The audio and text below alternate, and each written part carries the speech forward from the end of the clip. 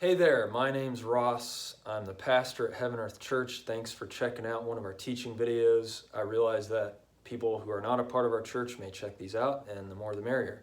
But keep in mind, this is part of a bigger picture conversation that we call Apprentice, which is a 4-month process where we invite folks into small groups to explore the person of Jesus and the way of Jesus, to build faith and practice from the ground up. We invite folks to bring their doubts, their questions, their skepticism, so real conversations and transformation can happen. A centerpiece of that process is called the lenses of the cross and resurrection, for the reason that the cross and resurrection of Jesus are the cornerstones of his life, and they're the cornerstones of any person who might follow him. We look at 6 different views, or 6 lenses. In another video, we summarize the first 4. In this video, we're looking at number 5, which is the cross and resurrection as identity. For each lens, we have a simple explanation with 3 very simple statements. A problem statement, which is kind of like, what's the fundamental problem humanity and the world faces? The bridge statement, which is, what do the cross and resurrection do about that? And then the resolution. Problem, bridge, resolution. And so here they are for the cross and resurrection as identity. Number 1, what's the fundamental problem?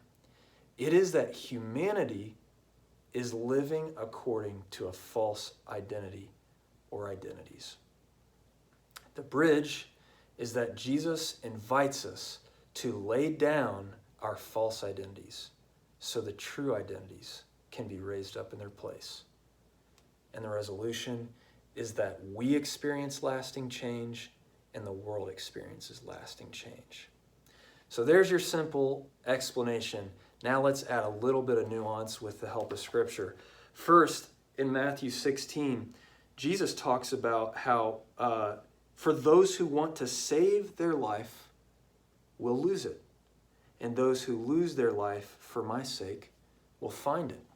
The word he uses for life that we have in the original language is the word psyche. We get the word psychology from it. It doesn't mean like your physical body necessarily. It's like your soul or your essence.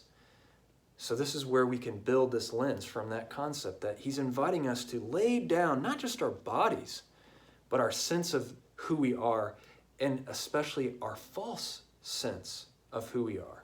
I'll give you an example. When I really felt called to follow Jesus, I came to a point when I realized that I had an ego that I was using, that I still use at times, to deal with some of my woundedness. And in that ego, I'm a perfectionist. I want to get A's, I want to get trophies, I want to be the best, so nobody asks me any questions and everybody just assumes I'm okay. I realized that at some point Christ was asking me to lay that down, which would expose some of my vulnerabilities and weaknesses, but it also meant that a true self could be raised up in its place. Jesus talks about that here. He also talks about it in John chapter 12, when he says, "Very truly I tell you, unless a grain of wheat falls into the earth and dies, it remains just a single grain.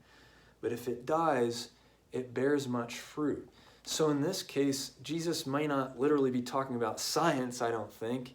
He's talking about metaphorically, if we lay down our egos or our false selves, those selves that we build naturally to kind of cope with life, but keep us from real transformation and thriving, if we lay those down with Christ, let them be nailed to the cross with Jesus, a true self in God is raised in its place, and we bear a lot of fruit from that transformation, and we help other people to do it. Have you ever been around somebody who you just felt like there was no pretense? They had put their false self kind of in its place, and there was something really true, something of substance, and it really blessed you. So the last things we do with these conversations, just ask you questions. Number 1, does this resonate with you? Do you connect with this lens of the cross and resurrection?